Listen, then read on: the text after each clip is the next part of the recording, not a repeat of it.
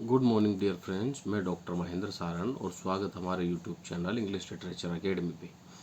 तो dear student, मैं ये वीडियो बनाने जा रहा हूँ लिटरेरी थ्योरी का जो पेपर है, या इसे लिटरेरी थ्योरी का कह सकते हो या प्रिंसिपल ऑफ क्रिटिसिज्म का पेपर कह सकते हो। यह राजस्थान विश्वविद्यालय के एमए फाइनल का फर्स्ट पेपर है और जो शेखावाटी यूनिवर्सिटी के छात्र हैं उनके एमए प्रीवियस में ये सेकंड पेपर है। लिटरेरी थ्योरी का जो पेपर है ये शेखावाटी यूनिवर्सिटी के छात्रों के एमए प्रीवियस में सेकंड पेपर है और राजस्थान विश्वविद्यालय के जो छात्र हैं जो फाइनल का एग्जाम दे रहे हैं उनके फर्स्ट पेपर में आता है। तो ये तो रही बात सिलेबस की। अब बात करते हैं कि इसमें कंटेंट कौन कौन सा है। तो देखो, जो आरयू से जो बच्चे एग्जाम दे रहे हैं एमए फाइनल का, मैं इसके बारे में 3 वीडियो बना चुका हूँ। इम्पोर्टेंट क्वेश्चन और इम्पोर्टेंट लिस्टिंग में दे चुका हूँ, जिसमें मैंने बताया है कि सेक्शन ए में एरिस्टोटल है, जॉन ड्राइडन है और अलेक्जेंडर पोप है। ये 3 राइटर हैं। अरस्तु की पोइटिक्स है और जॉन ड्राइडन की ड्रामेटिक पोइसी है और अलेक्जेंडर पोप की प्रिंसिपल ऑफ क्रिटिसिज्म है। अब इनमें से जो इम्पोर्टेंट है, देखो, मैं पोइटिक्स अगर जिन छात्रों को लर्न है बहुत बढ़िया है, क्योंकि आपके हर सेक्शन में से क्वेश्चन आएगा। पोइटिक्स का भी क्वेश्चन आएगा, ड्राइडन का भी क्वेश्चन आएगा और अलेक्जेंडर पोप का भी क्वेश्चन आएगा। लेकिन पोइटिक्स जो है वो बहुत सारी उलझी हुई चीज़ें हैं इसमें। लेकिन हाँ, आप जॉन ड्राइडन और अलेक्जेंडर पोप को अगर आपने थोड़ा बहुत भी लर्न किया है तो इसके बारे में बहुत सारे पॉइंट आप लिख सकते हो। क्यों?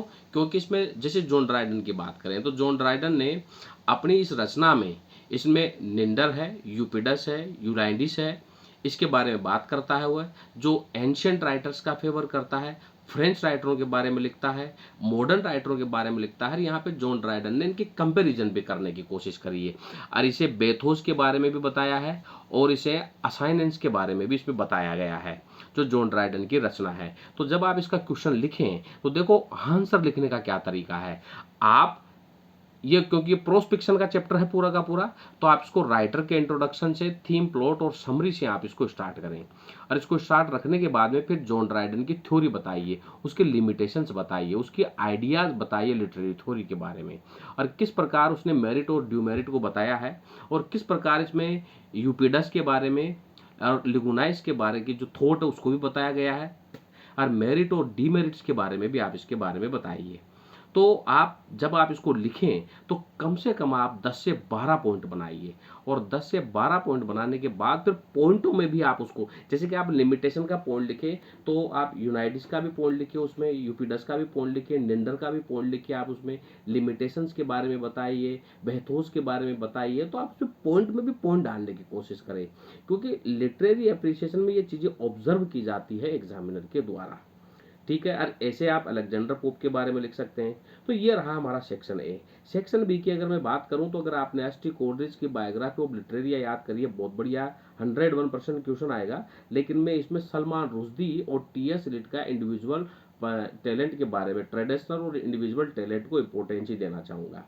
तो जो छात्र शेखावाटी से हमें प्रीवियस का एग्जाम दे रहे हैं और आरयू से हमें फाइनल का एग्जाम दे रहे हैं, मैं चाहूँगा कि वो या तो एस.टी. कोलरिज का बायोग्राफी ऑफ लिटरेरिया लर्न कीजिए, या इन दोनों की जगह मैं इंपॉर्टेंस ही देना चाहूँगा मैं टी.एस. इलियट का ट्रेडिशनल और इंडिविजुअल टैलेंट को और सलमान रुश्दी का इमेजिनरी होमलैंड को।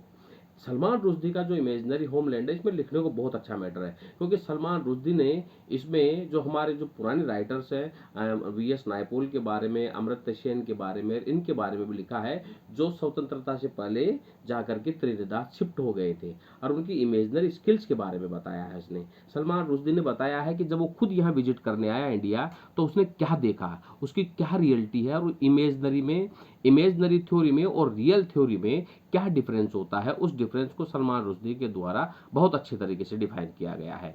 और अगर मैं बात करता हूँ ट्रेडिशनल और इंडिविजुअल टैलेंट की, तो टी.एस. इलियट ने यहाँ पर ट्रेडिशनल टैलेंट की जगह यहाँ पर फ्रेंच राइटरों को रखा है और इंडिविजुअल टैलेंट की जगह मॉडर्न राइटरों को रखा है। और वो ये समझाने की कोशिश कर रहा है कि ट्रेडिशनल राइटरों ने जो ब्यूटी को, इमेजिनरी को, जो पोइटिक थ्योरी को और जो लैंग्वेज और प्लॉट और जो ड्रामा की थ्योरी को बताया गया है उसमें कितनी सच्चाई है। उसमें सच्चाई यह है कि उनकी जो सारी रचनाएं हैं वो वास्तविकता पर आधारित है, देशभक्ति पर आधारित है।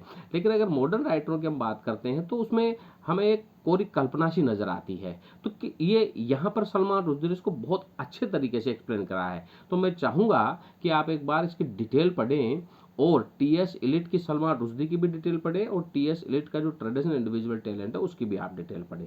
अब चलना चाहूँगा मैं सेक्शन सी में। सेक्शन सी में एक बहुत बेहतरीन राइटर है। आप अगर सेक्शन बी में मुल्क राज आनंद को भी अगर आप इंपॉर्टेंस देना चाहो तो बहुत बढ़िया है। The in protest in my novels बहुत अच्छी क्रिएशन है।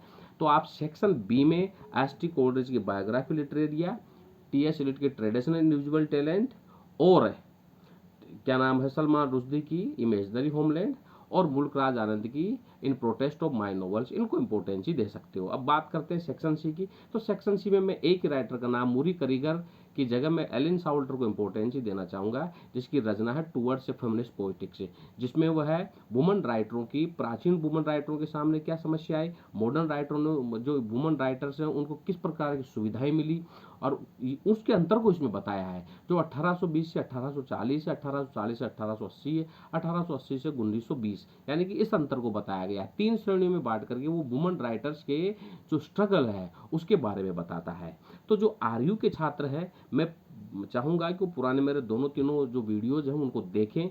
पेपर नज़दीक है और इस पेपर में आप पूरी की पूरी कॉपी भर के आओगे। कॉपी लिखने का तरीका यही होगा कि आप पहले सेक्शन से, हर सेक्शन में से आपको हर कुछ एक क्वेश्चन करना अनिवार्य है। तो 3 सेक्शन में से आपके 3 क्वेश्चन हो गए 60 नंबर के। 2 क्वेश्चन आप अपनी मर्जी के कोई से भी कर सकते हैं, किसी भी सेक्शन में से।